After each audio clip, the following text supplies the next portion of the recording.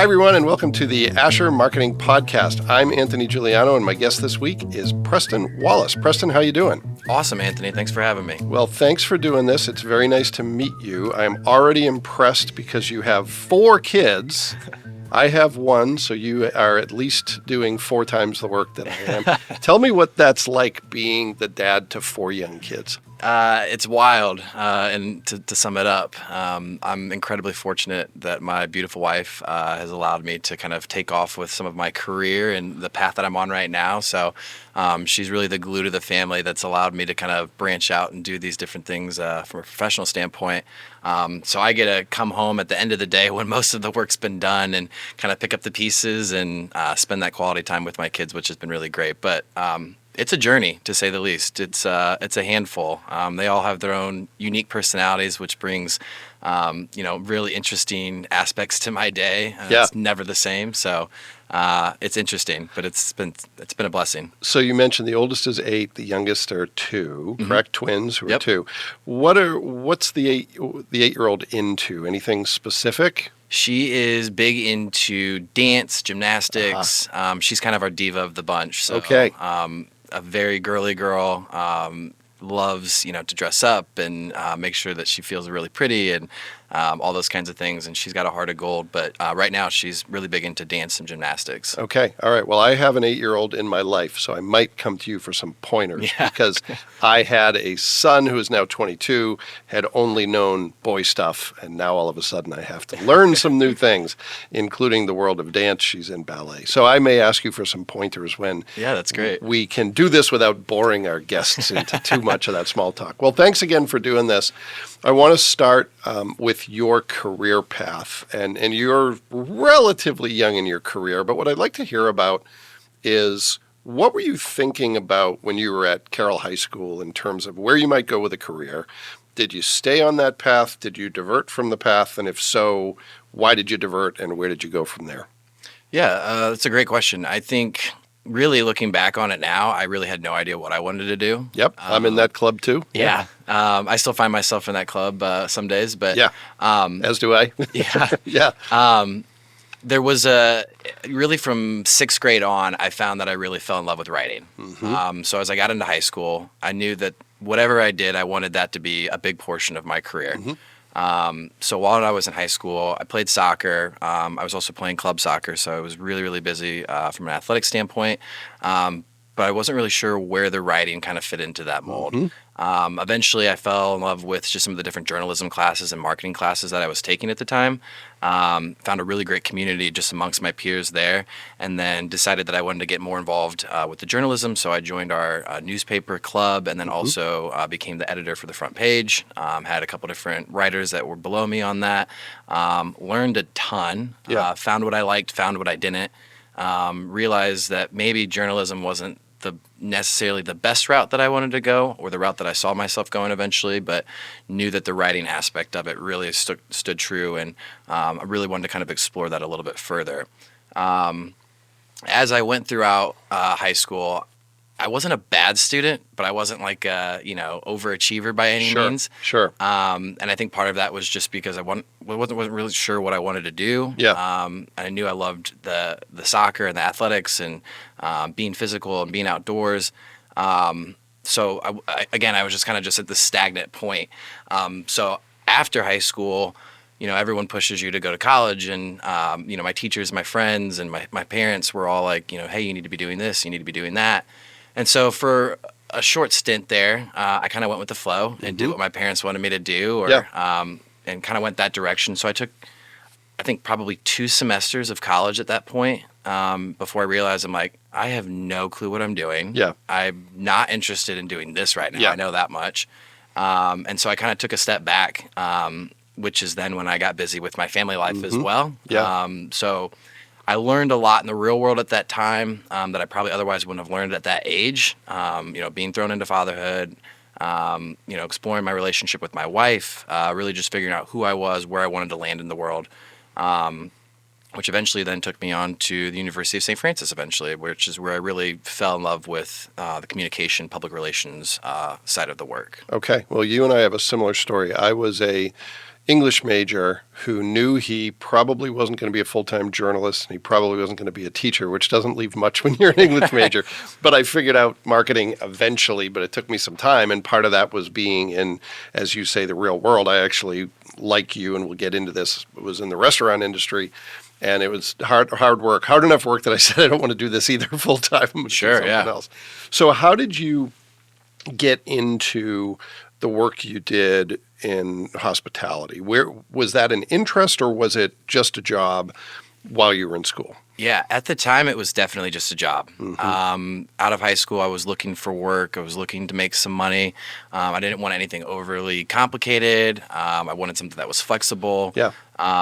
The restaurant industry seems to be kind of that avenue for a lot of people. Yeah. So I remember my first job actually was a delivery driver for Marco's Pizza, Okay. like Leo Grable area. All right. Okay. Which I'm I actually I'm really a big loved. fan of Marco's Pizza. It's an underrated pizza. And their cheesy bread, yeah, really good stuff. And this podcast is not sponsored by Marco's Pizza, just so everyone knows. Okay. So I did that. I kind of got to learn the ropes. It was a small community, obviously. And I got to really know people that lived in the area. It's a big Amish community out there as well, Spencerville and Harlan. Really fell in love with a lot of the different families and the dynamics that were out there. Did a lot of prep work, kind of cooking, and then also the delivery driving portion as well. Eventually realized that it was too hard on my car and the weather was not great. Yeah. And kind of wanted to get out of that a little bit. But I think it was probably towards the tail end of that I really realized, like, maybe this isn't just a job. Maybe I actually enjoy this and can see this kind of growing into something a little bit more. So from there, I went on to work at a little Greek restaurant out north called Pita Village, which is no longer open, but really, really sweet Greek family that had taken me kind of under their wing. My older brother went to school with their kid and just really hit it off. I kind of wore 15 different hats over there and did a little bit of everything from management to dishwashing to serving to cooking, everything in between.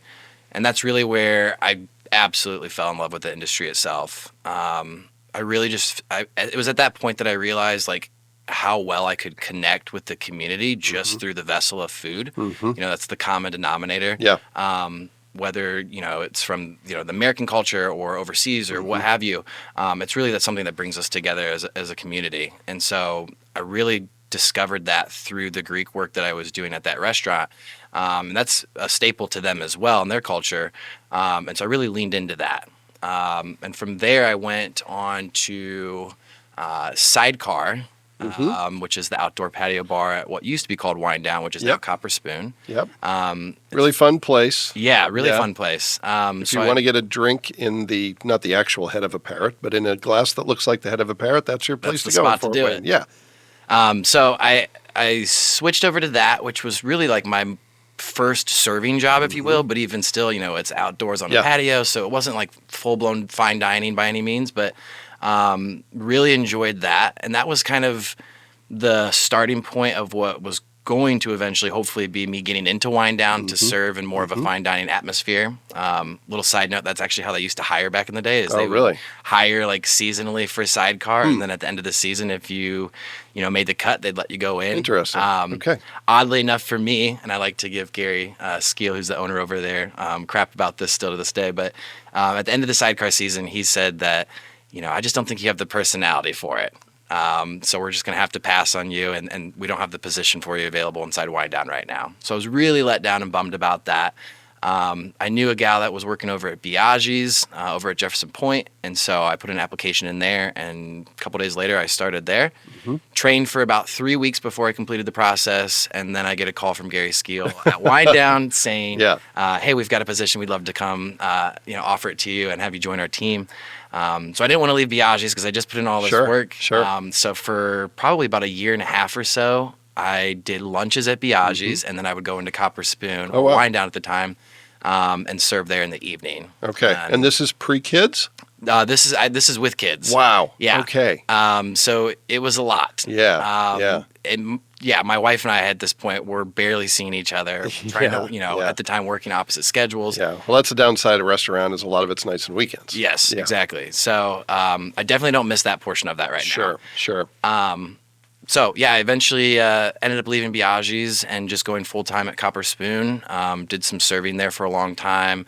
Had been offered a variety of different jobs within the space, and then really took off with the hospitality service management portion of that as well. Mm-hmm. So I did that. I think I was in there for a little over 4 years, close to 4.5 years. And that's where I was when I was going to school at the University of St. Francis, which, was his own conversation in of itself then. So Yeah. So how do you end up where you are today at Downtown Improvement District? What's the entree to that position? So towards the end of my degree, I was I had to complete, I don't remember how many hours it was, but I had to complete, internship hours for credit. And I think at the time I had to do 2 internships, but because of my unique situation with, 4 kids at home and juggling this and job and all that stuff, my academic advisor, Kristen Miller, who's wonderful. Oh, Kristen's great. She just phenomenal. Moved to... I can't remember somewhere out of state. Yeah, somewhere out of state, but she's working remotely. Yeah. She's doing still like communications and stuff like that for them. Oh, great. But fantastic woman. Oh, yeah. I owe her a ton of credit for where I'm at now. So she was understanding, to say the least, that I had a lot going on, and she's like, you know what, we can just go ahead and roll it all into one. Yep. If you find something. So I actually had applied for, I believe it was a business attraction and a talent attraction job or internship. I'm sorry, with Northeast Indiana Regional Partnership. Mm-hmm. Did not end up getting that, which the candidates they went with were far more qualified than me at the time, so it made total sense. Sure. I ended up going on to apply at Visit Fort Wayne for a communication position. Yep. Jessica Campbell got back to me eventually and said that they actually filled the position. Mm-hmm. And so I was out searching, and of course, being the procrastinator that I am, I kind of was getting down to the wire. I had to figure out an internship. Yep. So I went out to indianaintern.net and had one of the first ones I saw was Fort Wayne Downtown Improvement District / Art This Way marketing intern. Mm-hmm. I was like, sweet. So I applied for that, got a call like the next day, I believe, and went in for an interview. And then I had a follow-up interview with Stephen J. Bailey, who is fabulous as well. And then was eventually brought on, began interning in June of last year. Okay. And then went from there to, I think my internship actually completed like the end of August, beginning of September. But I wanted to continue to keep my foot in the door. It was such a great organization. Yeah, I really fell in love with the work. So eventually, I was like, hey, I can't continue to come in, basically work part-time / intern, whatever you want to call it at this point, and then go into Copper Spoon and work late hours and then go home and do homework till 3 a.m. and then wake up with the kids and do it all over again. Yeah. I said, I'm at a point right now that I want to continue to build on what I've been learning in my program, University of St. Francis. And so, I basically need to choose one or the other. So I had a pretty solid heart-to-heart with Michael Galbraith, who is the president over there. And he eventually offered me a job, and so I've been with them ever since. All right. Well, that's great. So for people who may be less familiar with Downtown Improvement District, tell us a little bit about what the organization is, what it does, what your team looks like, and what your role is on that team. That's a great question. Even when I joined, I was like, I'm not really sure it's who you are and what you do. It's one of those organizations that I think there's times when it's very visible, but it kind of exists just beneath the surface because it's really there to promote other entities, not so much itself. Sure. So we're an organization that's governed by a board of directors. We partner with the city of Fort Wayne and also Allen County as well. And then we work with a wide range of not-for-profit, private, and public entities to really make downtown Fort Wayne a vibrant place to live, work, and play.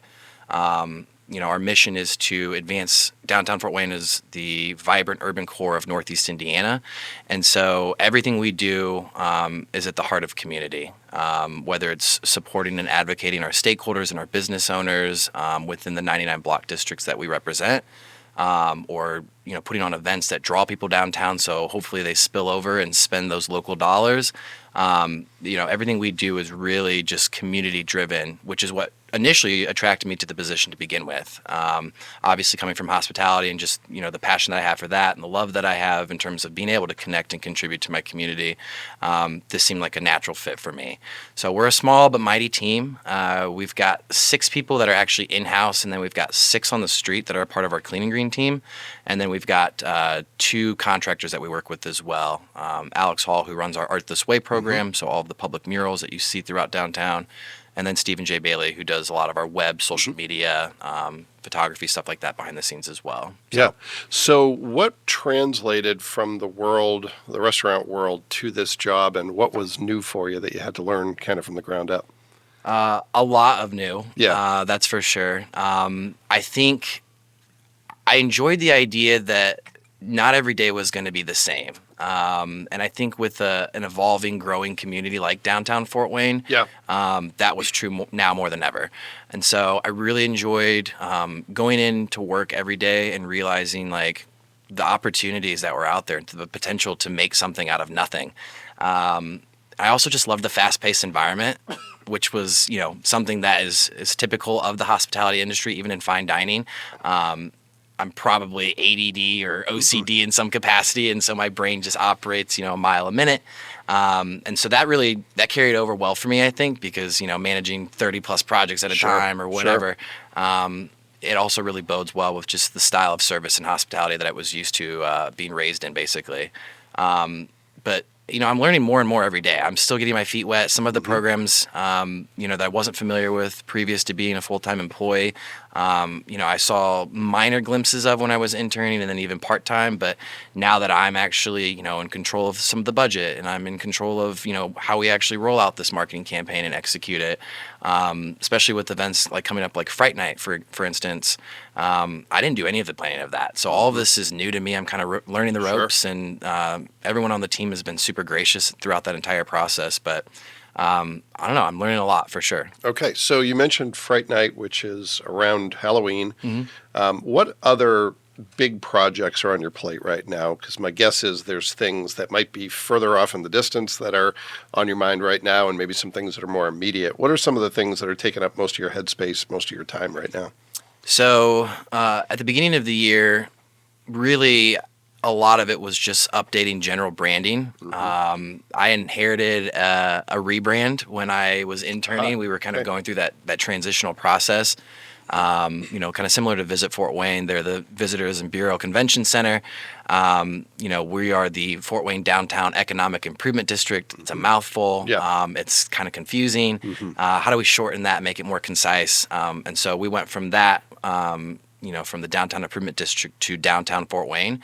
So everything that I had in terms of marketing collateral all had the DID on it, right? And so that was a big undertaking, and it still is a big undertaking, obviously operating on a small budget. So having to prioritize, what can wait, what absolutely needs to be, reprinted or rebranded or what have you. So I'm still going through that process right now.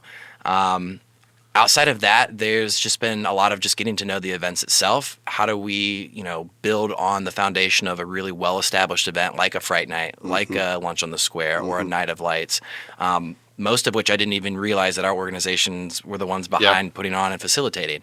So how do we continue to build upon that foundation of what made these events so successful, so effective, that they're still around 14, 15 seasons later, but continue to be innovative with it. The last thing I want to do, especially as an improvement district by and large, is become stagnant. And so I think a lot of why I was brought on into a full-time capacity in this role in particular was to bring a young, kind of fresh perspective. The organization was founded in 1995, and every 10 years we have a reauthorization. We're getting ready to come up on another one here in 2025 where our district could potentially double, most certainly increase in size. And so in order to be relevant and timely, especially with all of the continued growth and development that we're seeing in downtown Fort Wayne, how do I continue to make things more innovative, whether it's through our events and what our offerings are, or quality of life amenities, or the public art that we're bringing, or making sure people understand the importance of shopping local and shopping small. And so that has all kinds of different voices and faces behind it. For me, I'm learning a lot of that right now in terms of what that looks like for me on a daily basis and how I can better contribute to the organization because of it. Well, and thank you for not correcting me when I called it the Downtown Improvement District. Now I know Downtown Fort Wayne, so that'll stick in my head now. Thanks.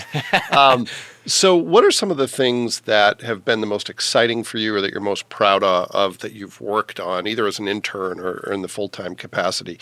You're obviously hitting this job at a really great time in terms of changes in downtown Fort Wayne.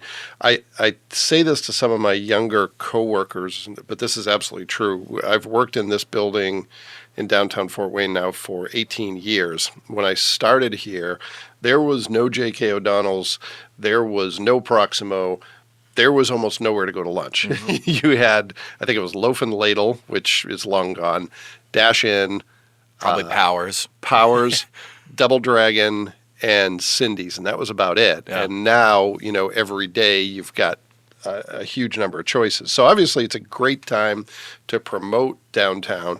What are some of the things that you've experienced that are most exciting, that make you the most proud? So a big portion of my job that I really enjoy and have really leaned into and fallen in love with over the last 6 to 12 months probably has been the Art This Way program. Mm-hmm. Obviously, we're becoming really, really well known for our public art scene. It's just a growing quality of life amenity that we have as an offering to not only our residents but to visitors. But really kind of diving deeper into the research behind why we continue to do public art installations has been really intriguing to me from an economic standpoint, from the diverse groups of people that it brings out to, again, hopefully having people spill over after walking through the alleyways and seeing the murals to go spend some dollars and go have a mimosa at brunch or, go shopping at one of the local boutiques. So right now we're working on finalizing details for our upcoming art crawl, which is our annual fundraiser for the Art This Way program. It's funny because last year I was on the other side of it.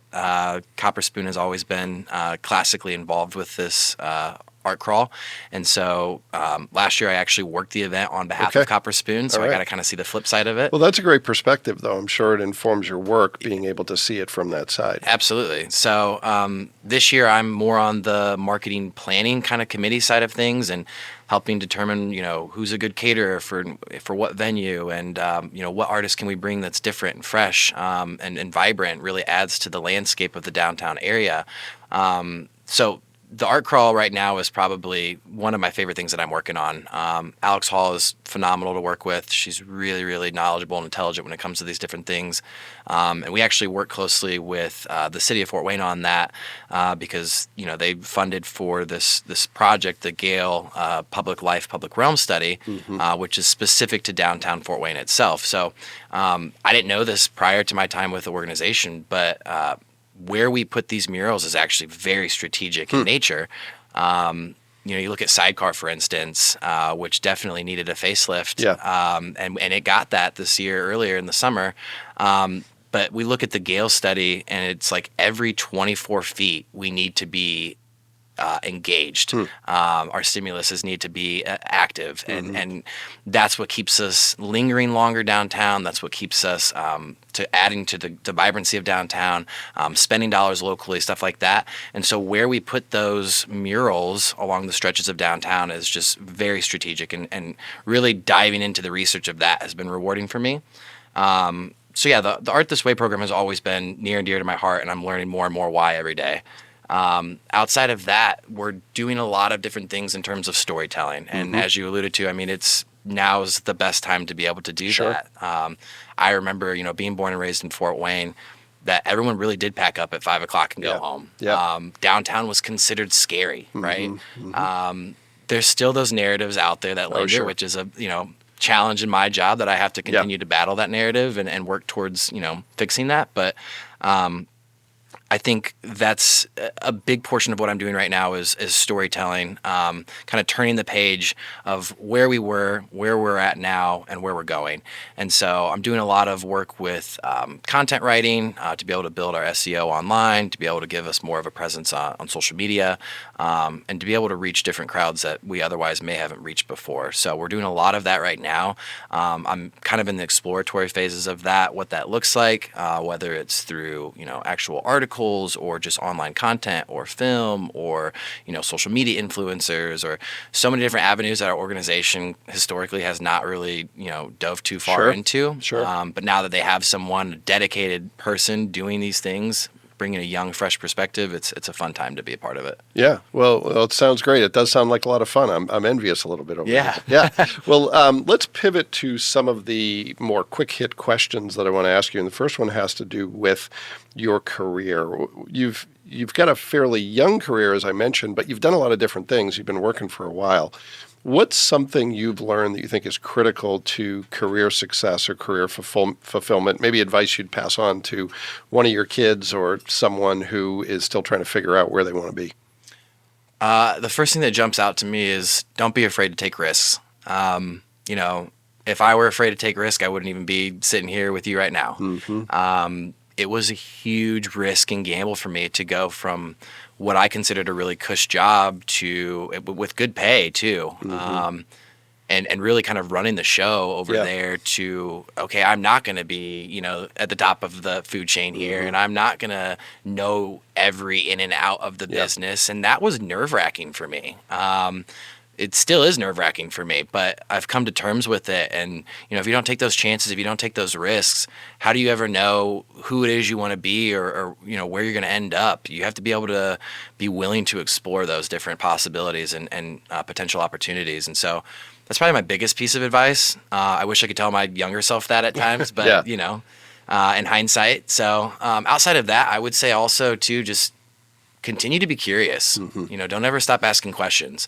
And that's where I attribute a lot of my success of where I'm at now to Kristen Miller at University of St. Francis, because she always encouraged us to ask questions. Yeah. Even if we felt like they were stupid or, we don't have a good response for it right now. Let's work toward it. Yeah. Let's figure it out together. And so I think sparking that sense of curiosity and making sure that spark maintains and you continue to ask questions and want to solve problems and want to bring people together and collaborate, I think there's really no going wrong with that. And so, yeah, well, that's great. And I think that objective perspective coming into an organization where you had maybe little knowledge, bringing some of those questions to the table might really open the eyes of folks who've been there a little bit longer into some of the things the audience doesn't know. Absolutely. I know this as someone who just celebrated his 18th anniversary here. The longer you work somewhere, it's great in some respects because you have more experience, but you also forget what people, what might be elementary to you isn't so much to the person on the street or the person you're trying to reach. So Exactly. I would hold on to that objectivity with both hands for as long as you can. Second quick hit question has to do with your organization, but I'm going to give you a couple different ways you can respond to this one. I'd like you to tell me a myth or misconception that you'd like to clear up about downtown Fort Wayne, a little-known fact, something you think deserves a little bit more attention, or it could be not about your organization, but about downtown itself. What's something you think people should know about, whether it's a myth that you want to clear up or something that you think deserves more attention? Well, one, and I deal with this a lot just in my job, downtown Fort Wayne has a ton of parking. Yeah. Well, here's something that I tell people all the time because I hear, there's no parking. It's gotten worse. And I say, no, just because there's no free parking right in front of the place you want to go doesn't mean that there's no parking. Yes, there's a difference.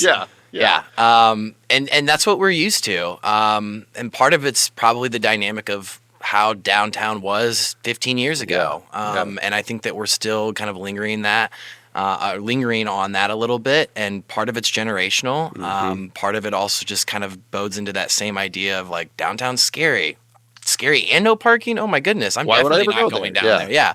But really, there's an abundance of parking when it comes to just the different options that we've got, whether it's parking garages or lot parking or, street parking or, what have you. But we've got a ton of parking resources available. Yeah. I think the biggest thing is people just aren't aware of where those resources are.